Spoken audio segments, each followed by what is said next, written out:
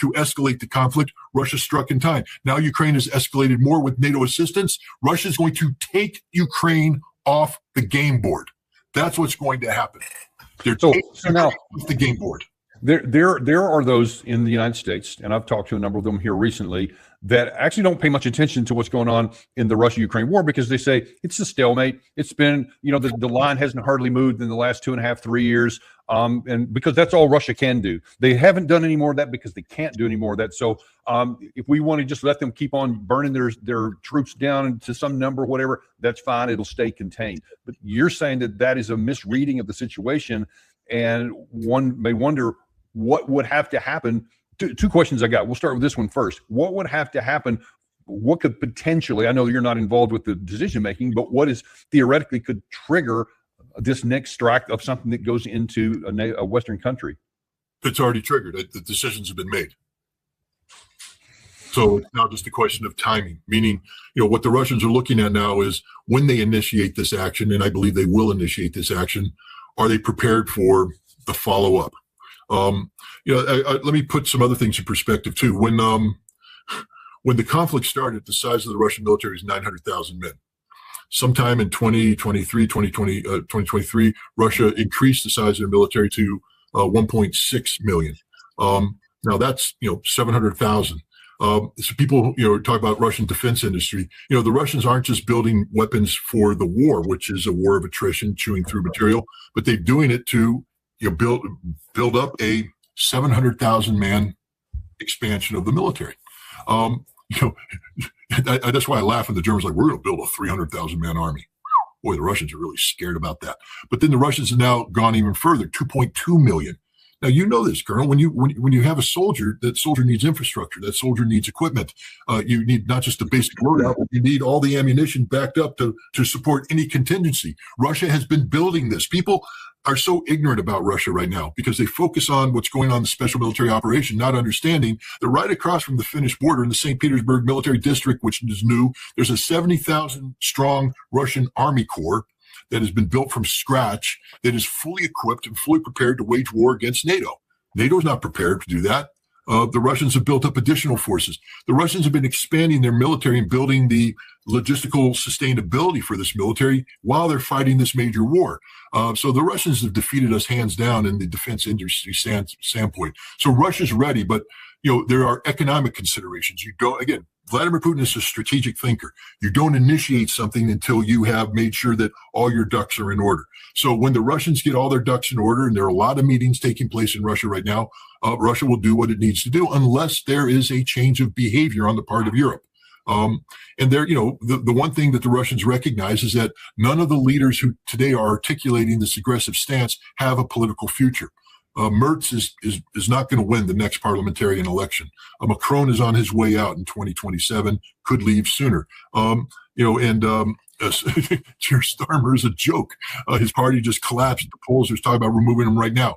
And none of the militaries work. The British have said, we can't buy any new equipment until 2030. We don't have anything. So forget the British military. They've always been a joke. You could fill a modern soccer stadium. We're getting ready for the World Cup. One of these stadiums, we're going to host a game. You could put the entire British military inside it and still have 30,000 unsold seats. So they're a joke. Forget about the Brits. The French, they can't deploy more than 7,000 troops at once, and they don't have the airlift capacity, and they have no logistic sustainability. So they're a joke, and they can't build up because they have an economy that doesn't function. This is why their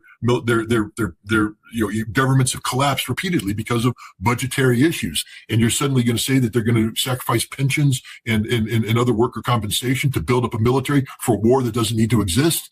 So they're done. And then we have the Germans. They put 111 billion euro into a military replenishment fund, and they can't say what they built with it. 111 billion euro went into this replenishment fund in 2022, and they've got nothing to show for it because their military is so broken, so fundamentally broken, that it's just a money pit.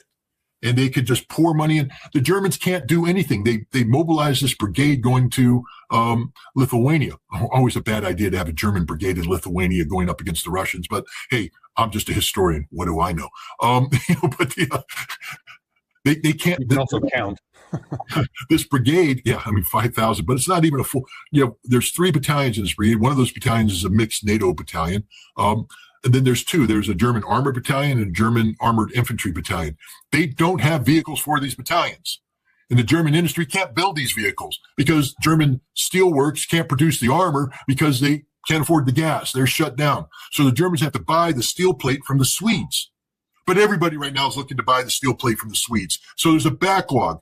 This is the state of reality that Europe can do nothing right now. Okay, so let me ask you a follow-on question. What you're saying so far is profound. This is earth-shattering, and nobody is talking about this. The logic is very sound, but I've not heard anybody say that basically the decision has been made. They're just looking for the execution, unless there's a change on the Western side. That was the second question I was going to ask too, because if now I am putting on my Western military hat, and I'm going to say, okay, looking at reality, as you just said here on the ground, we have spent the last 4+ years giving tens of thousands of combat vehicles and other kinds of equipment to Ukraine. They have expended thousands upon thousands of long-range missiles. I mean, you name it. Interceptor missiles just in the huge numbers. And then, of course, here we've just blown up through another huge portion in Iran. And so the United States has burned through those. So we got nothing left to give to our European allies. They don't have enough. They can't. Their industrial capacity can't build squat. So if Russia does what you say, our hands are empty. There's almost nothing we can do unless we want to get foolish and say, no, we are going to fire some missiles back and hit something inside of Russia, which would then, I think, elevate the thoughts of Karaganov and his kind of folks too. This is a really, really dangerous place here. How do you see it playing out? Well, it's very dangerous. Let me just, again, if you want, let's just talk numbers. The Russians have built a Shahed factory outside of Kazan. That Shahed is the Shahed 136, the triangular shaped Delta drone that's ubiquitous. I shouldn't use big words when I can't say it right. My brain was saying it, my mouth was stumbling. But it's used a lot. That's how a Marine speaks. They use a lot of them. The production capacity of that a couple years ago was 1,000 a day. The maximum usage of the drones up until that time, the Russians were using 250, 300 a day. That means that Russia was stockpiling 750, 700 of these a day.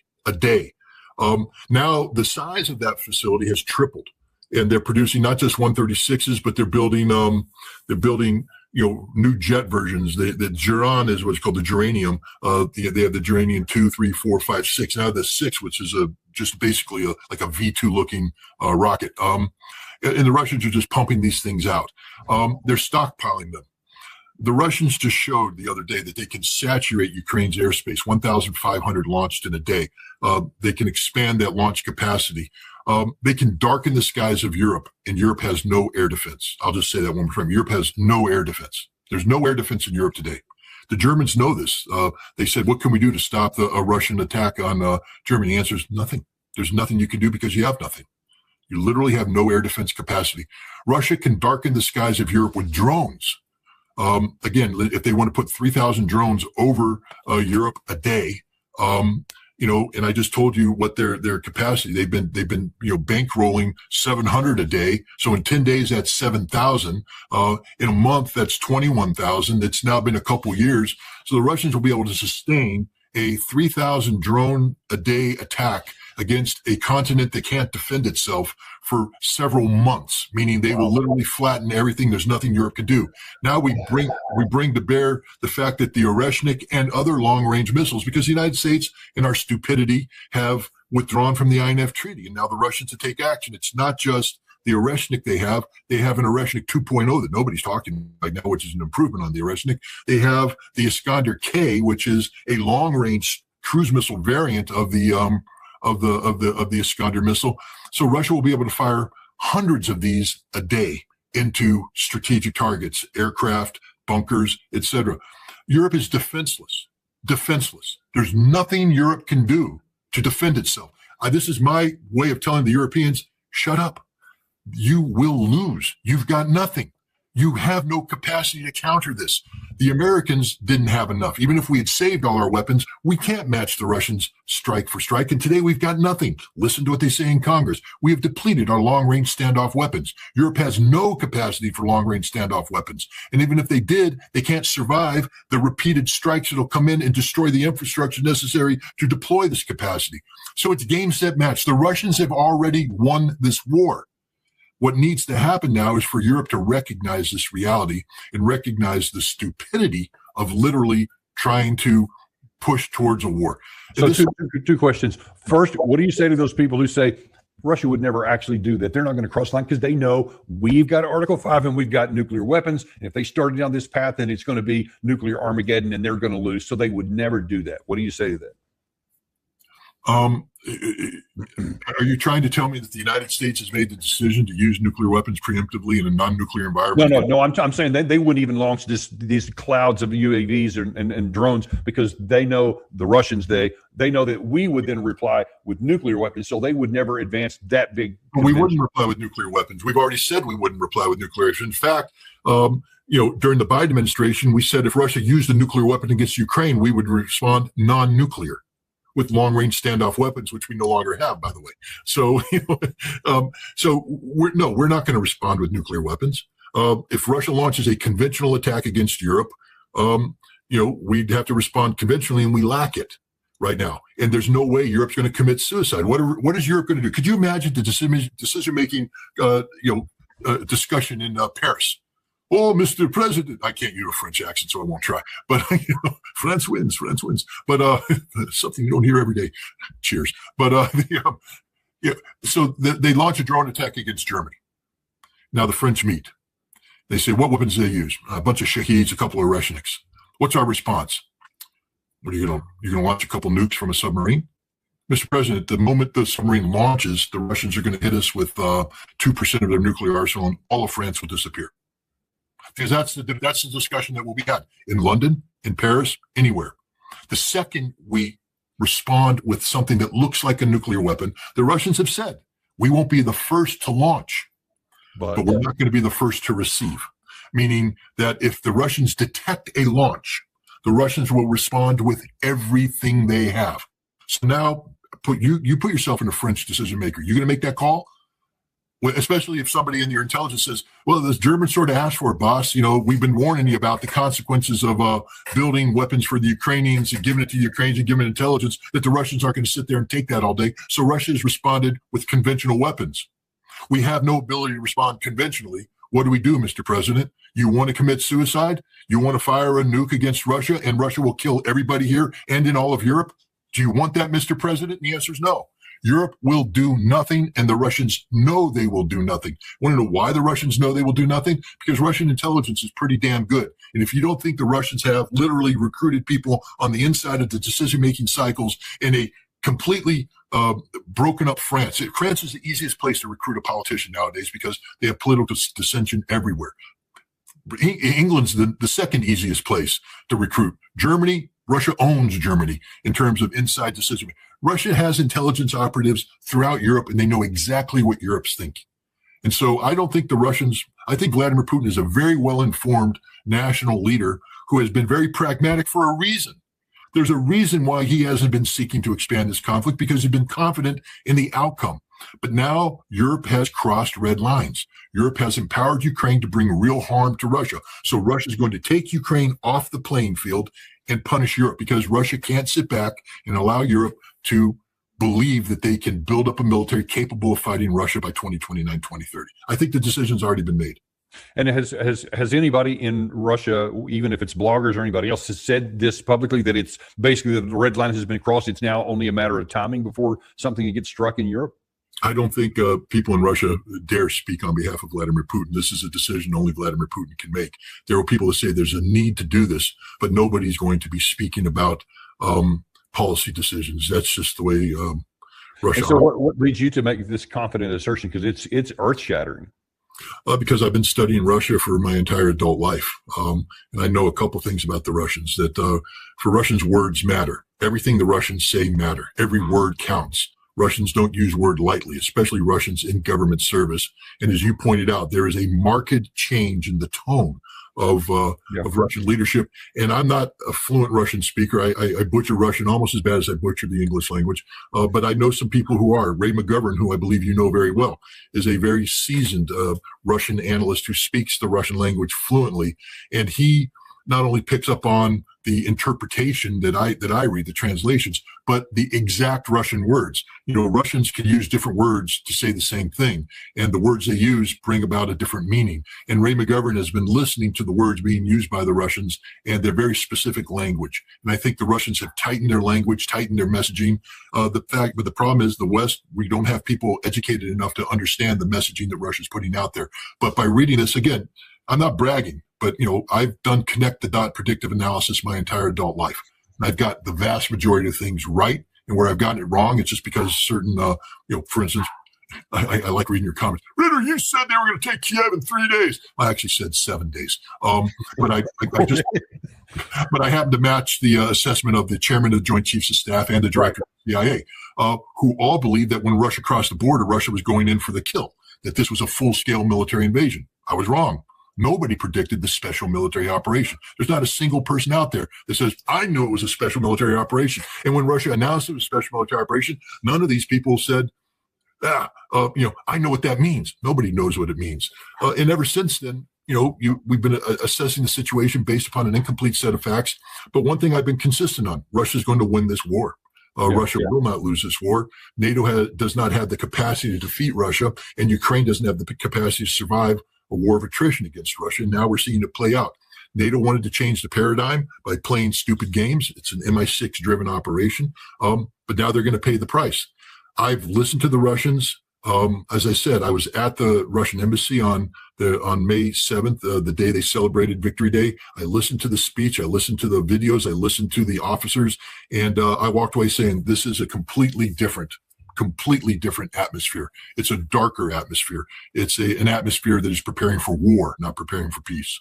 Yeah, we had actually John Mearsheimer on our show yesterday come to that same conclusion. He thinks something is coming that we're just psychologically not prepared for. So maybe the most important question I've asked you in this whole show, is there anything that the West can do to sober up and can change the outcome so that we don't get into that war, or is it too late?